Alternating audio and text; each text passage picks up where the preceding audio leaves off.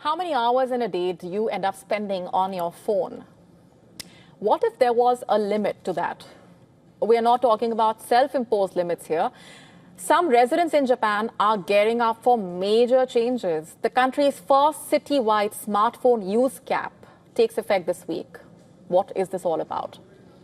The city of Toyoaki is asking residents to cut smartphone use to just 2 hours a day, only 2 hours, sparking questions like, should the authorities or the governments, for that matter, even have a say and control how much time you end up spending on your phone?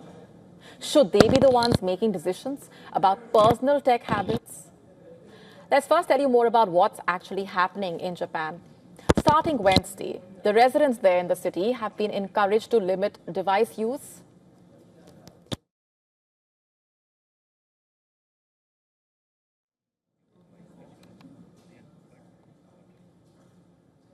Starting Wednesday, residents in that city have been encouraged to limit device use during leisure hours, defined as time outside work, study, or even daily necessities, to about 2 hours a day.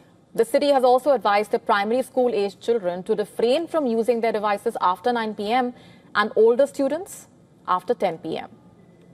The ordinance, passed September 22nd by majority vote, is believed to be Japan's first citywide screen time guideline for all residents, not just children. It excludes schoolwork, job-related use, and household tasks. City officials saying the rule is symbolic and not binding.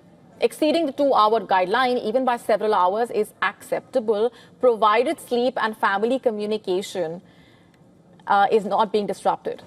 In fact, the mayor has defended the ordinance, saying the goal is not to police behavior, but to encourage healthier sleep and stronger family relationships. The policy has drawn mixed reactions. Some have praised it as a much needed intervention, while others are accusing the city of overstepping its role. The initiative now joining a wave of global efforts to try and address screen limits, particularly among young people. The fact is, in this day and age, there is no running away from your digital devices, from technology. But the key here is in moderation. Basically, self-reflection is important. You could be asking yourself, is using tech occupying your time and attention that you feel could be better used elsewhere? There are apps that temporarily lock people out of their devices, luxury retreats limiting guest Wi-Fi access, restaurants that ban phones at the table. Such solutions promise to also help boost well-being by letting people reconnect with real life. Interest in digital detoxing has been growing steadily recently. If you are dealing with the constant cravings and feel the need to address it, you should try and understand perhaps if there is dependency and how it impacts you. You could also try turning off notifications, for example, if you need to try and reduce the time you spend on your devices, or watch your screen time and put limits on it.